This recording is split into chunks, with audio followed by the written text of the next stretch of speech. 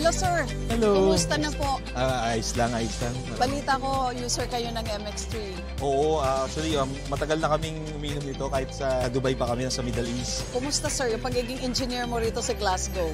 Minsan challenging kasi puro Scottish ang mga nandito, tapos minsan napupunta kami kung saan. So, minsan may struggle pero ano naman, kasi Pilipino naman. So, mas magaling ang Pinoy. Oo, syempre Pilipino. Yeah. So, how long have you been using the brand? In Dubai, almost every day, ginagamit ko siya. Ang nangyari is, nung napunta kami dito sa Scotland, wala na ako masyadong mabilan. Kaya nung nakita ko siya ngayon, pumunta ako para kumuha ulit. Na-miss ko. Bakit MX3 capsule, sir? Andito ka na sa Glasgow ngayon and still, yan pa rin ang choice mo na brand supplement. Naramdaman ko na parang kiniklex yung yung body ko. Sabi ko, I'm not that old but I'm aging as well. So, yeah. So para sa akin siguro, mas mainam yung tulungan ko yung health ko para mas maging healthy pa ako. MX3, dito ako believe.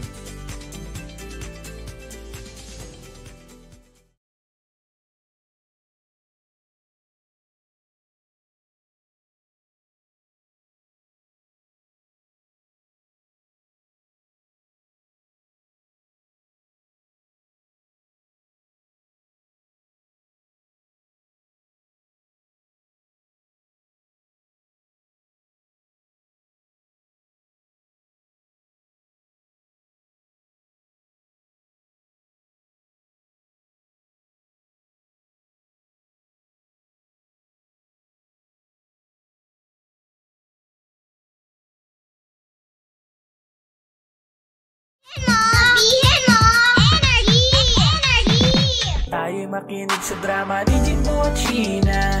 Pag-usapan ang problema ng pamilya. Pwedeng magjowa, pwedeng mag-asawa. Malungkot, masaya, halika dito ka. Tatamayan ka namin, sabihin mo sa'min. Kami na ang bahala, pag-usapan yan natin. Masusolusyonan natin problema mo. Kaya sabihin mo sa amin ang lahat, ano ang drama mo.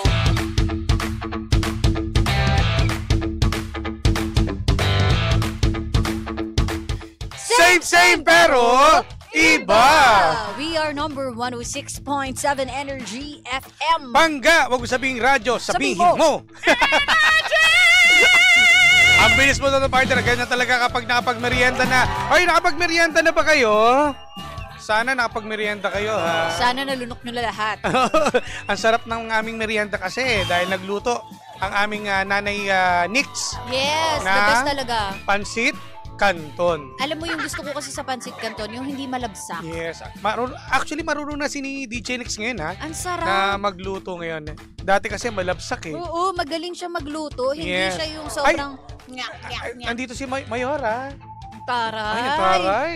Taray naman.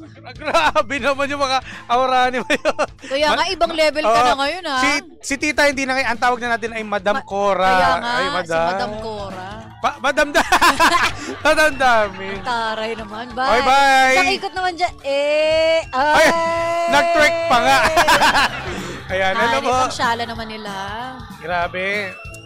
Bueno, ngayong araw ng Tuesday, partner, hindi naman talaga mawawala ang ating programang Believable Stories. Ano ba mga magandang nangyari ngayong araw ng Tuesday, partner? Abang ikaw ay umiinom dyan? Alam mo, eto. Sige. Share ko lang sa inyo. Wow, seryoso. Kasi meron nga ako nakita tungkol dun sa K9. Habang ito may ads. Na ang sabi, kagagaling lang daw sa 15 days na training. Tapos kung makikita po natin dito, yung aso ay medyo talaga siya. Actually, hindi medyo, payat. Okay. Payat yung aso, so kitang-kita mo yung niya. Mga buto niya. So, ang daming mga netizens ngayon ang naaawa. Na syempre, kumbaga, ang sweldo naman ng aso, hindi naman nagpapabayad ng pera. Pagkain lang. Pagkain. Pero bakit ganun yung itsura ng aso? So, ang daming napukaw dito, no, sa isang K9. Kawawa daw, sabi. Ang pangalan ay si Ed Kobe. Ito yung sa ibang bansa, no, partner? Dito, sa Pilipinas to, di ba? Sa Pilipinas. Ayan. Sana, bigyan pansin. At syempre, yung mga netizen natin, maawain talaga yan. Pero ang sabi nga nila, fit lang daw yung katawan niya. Pero sabi nung iba kasi, hindi raw fit yung ganung itsura. Depende kasi tsura, pati nga partner. Ito makikita natin yung itsura niya. Ayan o. Ay, hindi nga. Oo, kung parang kita niyo yung mga ribs niya eh. Oo. Ang K9 naman, di ba usually nakikita natin to sa mga mall. May nakikita tayo dyan, di ba, mga K9. Yung nagbabantay, di ba, ng mga, may mga bomba-bomba aneas dyan sa ano. Kasi nga, ang sinasabi naman, galing kasi siya sa training, kaya nga medyo slim siya. Baka hindi lang siguro partner din napakain ng gusto. Maaari. Or baka nga talagang, ewan ko no, hindi naman kasi ako maalam sa katawan ng K9 kung ano ba, masasabi ba nating fit to or hindi. Pero ang dami nga nagsasabi na hindi raw healthy yung itsura Correct. nung Payat aso. naman talaga partner eh. Tsaka lalo na ikaw mga inalaga mo kasing aso ay mga, Shih Tzu. ayan. Tsaka yung isa pa yung malaki mo yung Labrador. Oo. Ayan. Tsaka ang dami kasing hayop dun sa bahay namin. Nagmistulang zoo na yun eh. Sa amin yung hayop sa amin, nagtatabaan eh. Diba? Sa lugar namin, ang dami. Pag pumunta ka sa amin, yung lakad mo, ganun no. Masigip na. Alam mo, mas marami pa yung aso sa amin kaysa sa Ay, oo tao. naman. Pagdating dun sa may pool, nandun na kasi sa pool yung golden retriever. Oo. Tapos isang dachshund. Saksi naman ako dyan kasi nakita ko naman dahil nga binigyan mo ako si Jimboy, di ba? Si Jimboy, di ba? Inaintindi ko naman kasi nakakatuwa rin kasi bilang sa parents mo na mag-alaga ng mga aso talaga. Oo. At di pinababayaan. Parang mas mahal pa nga nila yun kasi Totoo. Hindi totoo. Mas mahal na Dito nila eh. yung mga aso. Kasi si daddy, katabi niya yun matulog. Correct. Mas katabi niya pa yun kaysa sa mami ko. Nakita ko yun. Di ba? Tapos hindi nagkukulang ng gatas, laging ano yun. Oo, social pa yung gatas nun na hindi mo pa nga binibigay. Oo Sabi nga. mo, Hello di ba, po, magbibigay Tito. ka ng gatas. Ay, nako. Oy, nga pala, eto pa partner ha. Sa Marikina, may curfew na. Sa inyong lugar ba? Sa Taytay meron din. Pinatupad na ngayon eh. Di ba? Ang alas 10 ng gabi hanggang alas 4 ng madaling araw. Naku, meron din sa amin. So, dapat okay rin yan ha. Magandang ipatupad dyan, lalo sa mga minor de edad.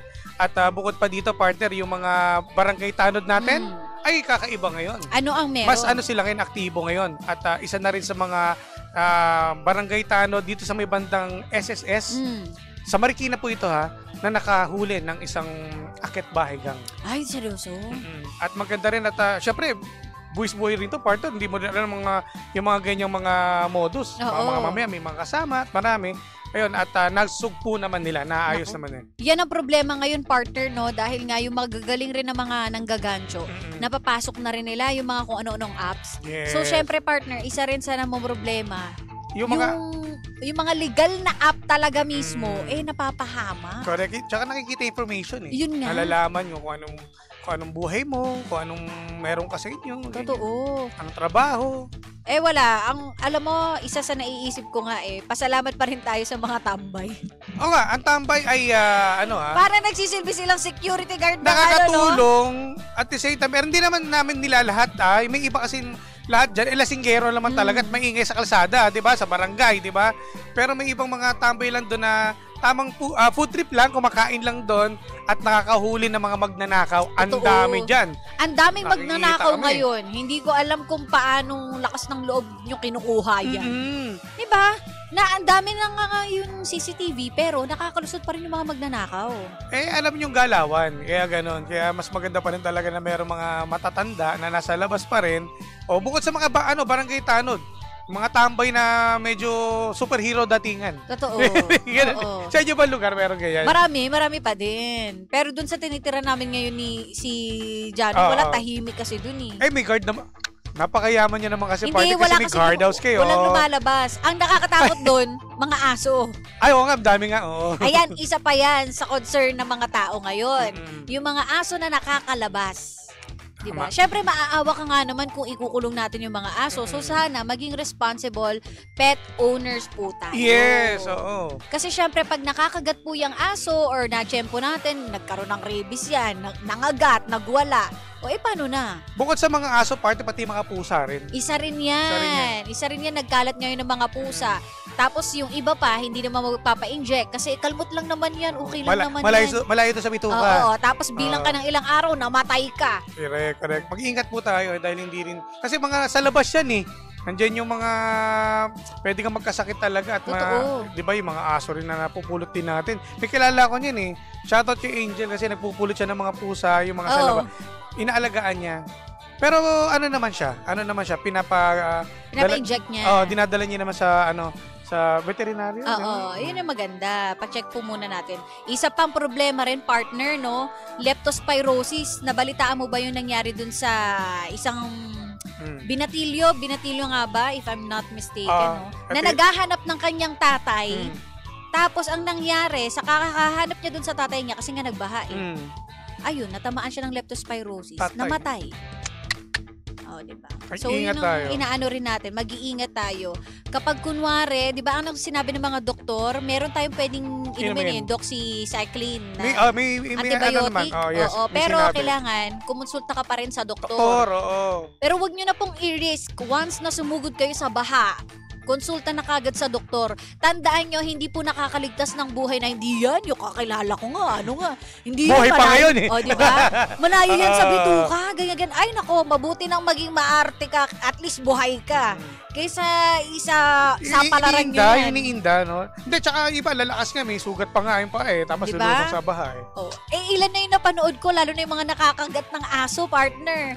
Na sinasabing, hindi, lagyan mo lang yan ng bawang. Tapos na yun, sipsipin mo lang. Kiskisin mo daw ng bawang. Tapos ano nangyari? Pagkagising sa umaga, wala, takot na sa tubig. Yung iba, merong ganyan nangyari. Kasi sa probinsya, parang yan din ng kadalasan na na sinasabi na, nakagat ka. Kuha ka ng bawang, dikdikin mo, tapos ganinin mo. Sa parang, nguya ka ng dahon ng bayabas, tapos na. Pero mas mabuti magpa-check up kasi ako swerte pa ako Ganun ginawa sa akin. Buti hindi.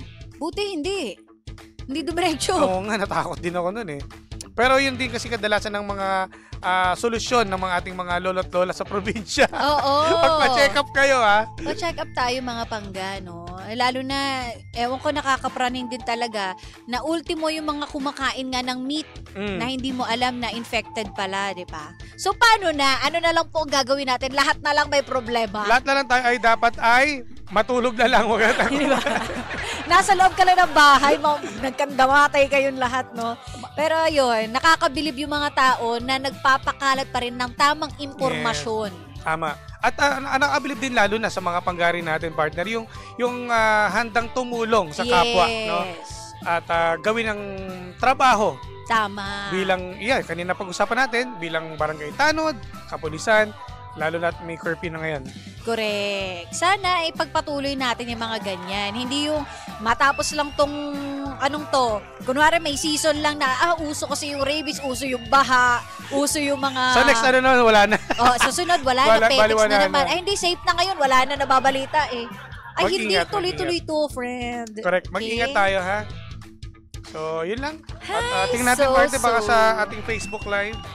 Kamusta naman ang Facebook world? How are you today? Shoutout pala kay Crispy Pata. Crispy Pata, bilang gugutom ako dun Kawawa naman daw si Doggy, sabi ni Vance. Totoo. Ang mahirap pa kasi sa mga aso, hindi naman na nakakapagsalita, partner, di ba? Kung may sakit. So, syempre kapag kunwari, nilalamig yung aso, Nakakawa, buto-buto na talaga yung sa kinay. Totoo. Hi, kay Choking? Hello. Choking daw Hello po at kay Rowena Yuson. Hello. Uy, si Roy Pichay. Hi, Roy. How are you? And hello din sa Sapang Palay, San Andres, Catanduanes. Hello kina Normal Dolores and Unishi Alfaro. Si Orlan. Hello. Okay. Hello po sa inyo dyan. Uy, nga pala, shoutout din dyan sa mga kumukuha ngayon, partner, ng basura na very good dahil meron lang nagsisegregate. Sa lugar niyo? Yes. Sa amin din, sa amin. Dati kasi halo-halo. No? Kapag inamoy mo talaga, good morning. Ngayon hindi, naka-plastic na. Iba-ibang kulay na plastic. Sa akin yata parang tinamaan yung lugar namin Bakit? Dati, every Wednesday, hindi kinukuha. Ngayon kinukuha na. Napag-usapan natin, partner, ang active ngayon ng mga namin, yung mga sa basura namin, laging nakukuha na. Dapat ganyan. Kasi imbes na pag nakakaligtaan nila yan, yung kakalat yan mapag-ano ng mga aso, ng pusa, makakalkal yan So ngayon active na sila every Wednesday. Every Wednesday, very good yan. Pati po yung mga nagtatapon alam mo meron din nahuhuli ngayon, partner, na kunwari tayo magkapit bahay. Ako magtatapon ako sa tapat ng gate ninyo. Di nyo ba alam na may CCTV na po ngayon? Correct. So nakikita po kayo, ha? At saka yung mga nagnanakaw po ng basyo ng tubig, Isa pa nakakahiya yan. naman kayo. Isa pa yan, totoo Wala ba yan. kayong pambili ng basyo? At bukod pa dyan, yung dumi ng ating aso, ha? Nakakaluko. Kung magpapadala, di ba nilalabas natin yan? Oo. Dapat may dala pa rin dustpan, may dala pa rin Ayan. kayo pangwalis. Oo. Meron naman yung ano Dampot. parang doggy Ah, na may na- plastic na ano. May na-order na, di ba? Yes. Kailangan kayo nun. Kasi kung kunwari, lalabas lalo na yung mga nagpupunta ng mall, tapos Yeah. hahayaan nyo lang yung mga ano ng Aso. ninyo. Ay, hindi po pwede. Kailangan meron kayong dalang wet wipes, meron kayong dalang dustpan, meron din kayong dalang plastic. Para walang kompleto. para walang reklamuhan sa subdivision or sa lugar ninyo. Yes. Oo. Kung hindi kaya mag-alaga at hindi kaya Wag maging na malinis, lang. wag na lang. Huwag na lang. Oh well, Pape. Alden Rivera, hello po. Hello. Very ano tayo ngayon makahayop. Oh, makahayop at makatao. Totoo. Dalawa. Combination naman Combination talaga yan. yan. Sige, Di lang sige. lahat daw ngayon nag-aalaga na ng mga hayop. Correct. So maging responsable po tayong lahat. Tama. Kaya kung kayo mga pangga ay merong mga nakaka-inspire na kwento, no? Pwede nyo i-message sa amin yung sa aming official Facebook page. Sa akin po, DJ Jimbo. At sa akin naman po ay Sheena1067. And sa Facebook page din po ng Energy, pwede kayo magpadala ng inyong mga istorya sa Energy FM 1067. At may pahabol partner, pabati daw si Dang, Mrs. Ko at si King at Princess. Ayan, hello po. Hi! Kay Mark, sino to? Kay Mark, kay Dang, kay Ayi. Ayan, pati na rin yung mga office staff doon niya ng Drum Up. Ayan, maraming salamat. Hello. Hello din kina Orlan Lance, Sheila Gomez Alfaro, nasa Cabuyao City, and si Rochelle. Hello. Okay, balik tugtugan tayo at yung mga pabati nyo, may mga birthday ba ngayon, party? Mamaya, Mamaya kayo. Happy shoutout nyo birthday. na sa amin yan, ha? Tuloy-tuloy lang inyong pagtutok at mag-enjoy muna kayo sa ating bonggang tugtugan. Kasama niyo po ang nag-iisang pabebot na si Sheena. At ang inyong Jimbo Lucis DJ, ako pa si Jimbo! Dito lang yan sa programa Believable Stories na same pero iba. We are number 106.7 Energy FM. Pangga, huwag sabing radyo. Sabi mo! Jimshi, Jimbo at